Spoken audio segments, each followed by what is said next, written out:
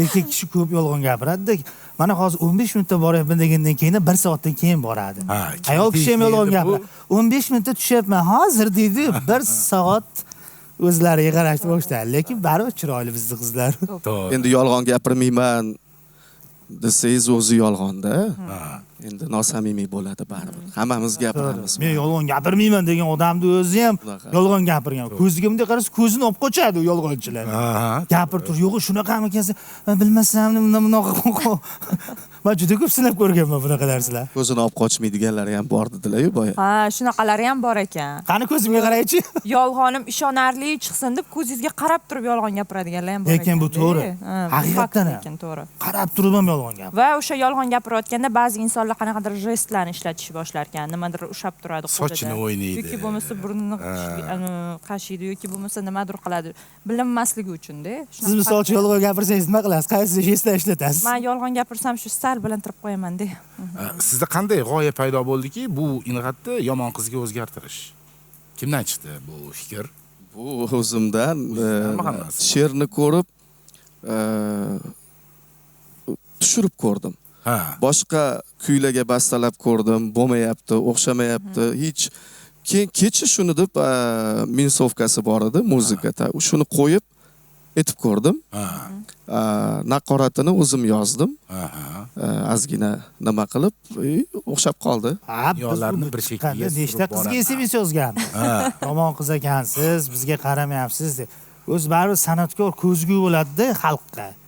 O'sha lekin qo'shiq zo'r chiqqanda hali bitta she'rigim bo'lardi, past yuradi birga. O'sha yozardi-da, keyin oxirida Imrondan oldingizmi deb qo'yardi qiz. O'zi ko'p-a qo'shiqlaringiz repertuaringizda? Juda ham ko'p. Juda ham ko'p bo'ldi. Hozir 3-albom, 4-albom ham deyarli chiqdi hisob. 100 ga yaqin menimcha adashmasam. Yana qachon konsert berish niyatingiz bor? Fevral oyining boshi. Bu Xalqlar do'stligi saroyida bo'lib o'tgan konsertingiz, bu birinchi konsertingiz bu yana? Ikkinchisi, bu uchinchisi hozir fevralda 6 dan 8 gacha. Mana shu konsertlarda qo'shiq kuylashingizdan avval musiqasini eshitgan tomoshabin sizdan oldin xirgoya qilgan paytida sizda qanaqa hissiyotlar uyg'onadi? Zo'r, mazza. Mazza qilasiz. Baravar etadi-ku. O'sha shu uchun ham biz 2 yilga bir konsert beryapmiz. Aynan 20 ta yangi qo'shiq emas. Chunki bu butun dunyoda yo'q standart, bizda ozgina o'zgarishlar bo'lgan. O'zi konsert shunaqa bo'lish kerak. Nima deydi? Har bitta qo'shig'ini jo'r bo'lib aytish kerak muxlis. Sizni yaxshi ko'rgan qo'shiqlarni eshitish uchun keladi o'zi. Yangi qo'shig'ingiz uchun emas. To'g'ri.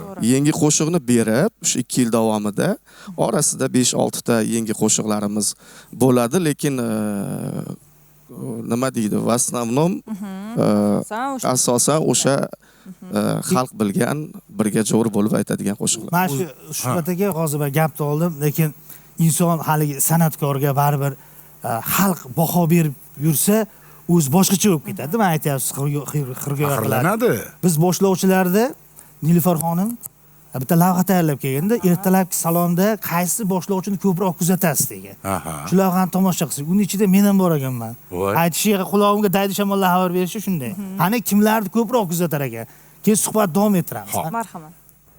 Har kuni internet tarmoqlari orqali ertalabdan salom ko'rsatuvi haqida muxlislarimizdan ko'p fikrlarni olamiz. Bu safar ularga jonli murojaat qilib ko'rdik.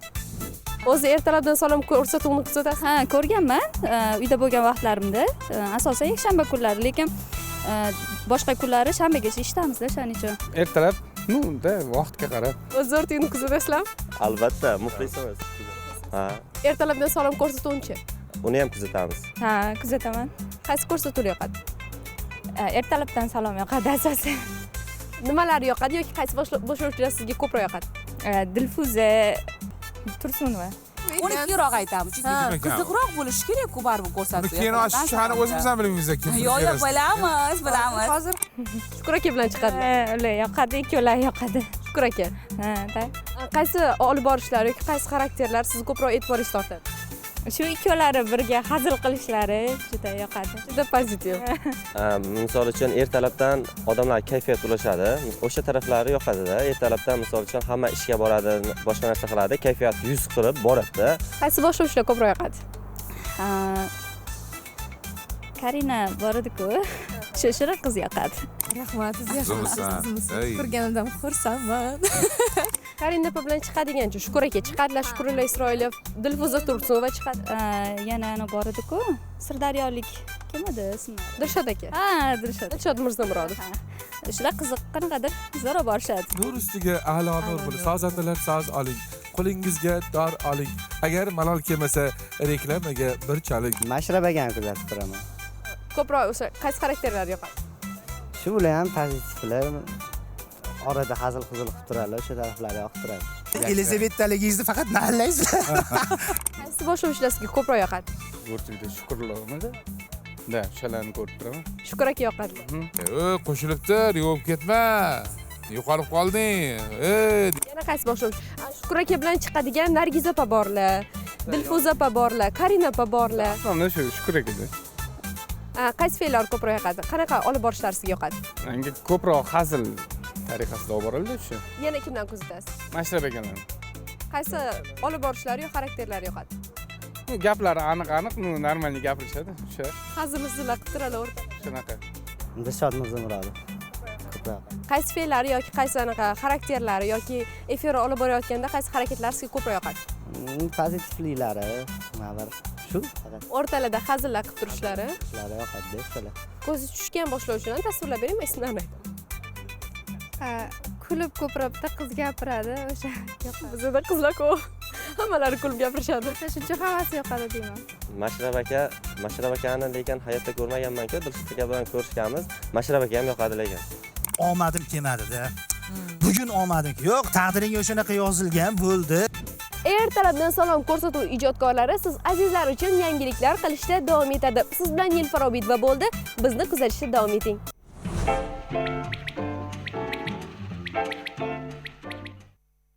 Hay sizlar, ertalabdan salom dasturi davom etadi. Bugun san'atkorimiz, el suygan san'atkor Imron janoblari kelganiga shaxsan Buxorodan katta qo'chqor deb kelib so'ydirib, pastda nima deydi, ruschasiga degan zagotovka qilib olib chiqdik.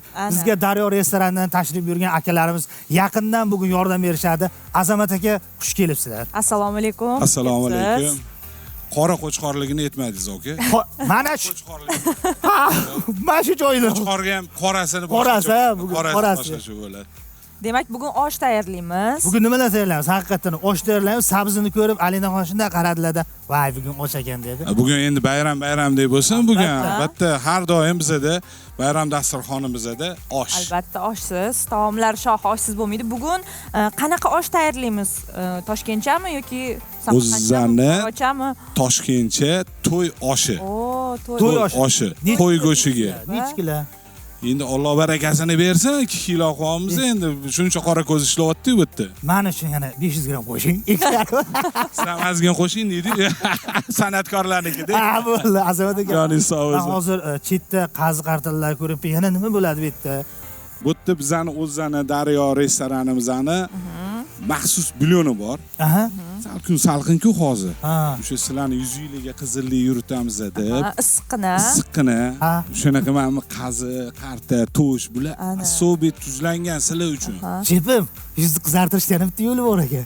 Lavlagi bor-ku. Kichikasi qo'yapti qizlar. Zumrat qimmatda so'radi shunaqasimi? Albatta bu hazil-hazilamiz gapiramiz, lekin Daryo restorani mastavasi juda bir mashhur. O'zi hamma taomlari bilasizmi, juda ham mazali, chunki tez-tez borib turamiz. Bizda ham haqiqatan ham juda ham mazali taomlari. Sizlarga kuch-quvvat tilaymiz Azamat aka. Mana shu 2 soat mobaynida ora-orada tasvirchilarimiz albatta kadrlar berib boradi. Endi san'atkor kelgandan keyin foydalanishimiz kerak. U insonlar 1 yilda 1 marta, 2 yilda 1 marta zo'r keladi. Xizmat juda ko'p.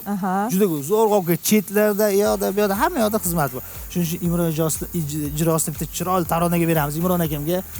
Orada u raqslarga tushib bemalol o'zingizlarning uylarda his qilinglar. Bo'ldi. Marhamat. Boshladi.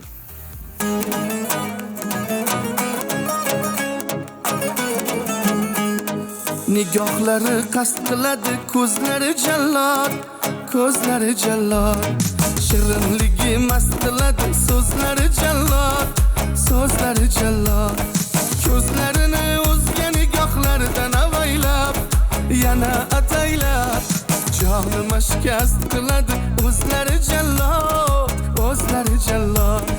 Ko'zlari jallod, shirin azoblariga dilimda faryod bo'ylaringdan ey qomat shamshod arzumni kimga qilayin faryod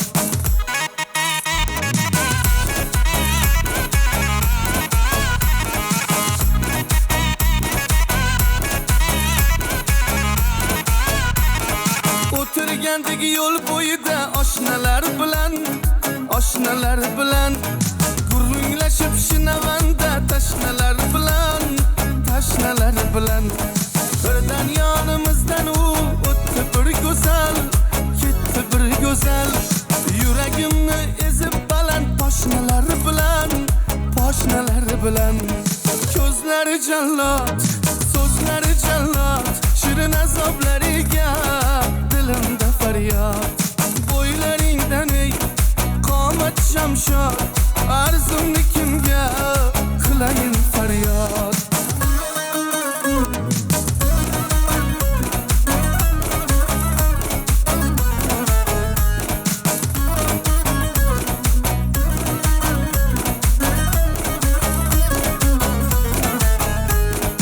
endi kunu tunimdan ham ketdi halovat yonib qirqdan oshib o'tdi harorat uning olov nigohlari tushlarimda ham xushlarimda ham taqib etar mani xuddi qilib nazorat bu ne asorat ko'zlari jallod so'zlari jallod shirin azoblariga dilimda faryod bo'ylaringdan ey qomat shamshod arzumni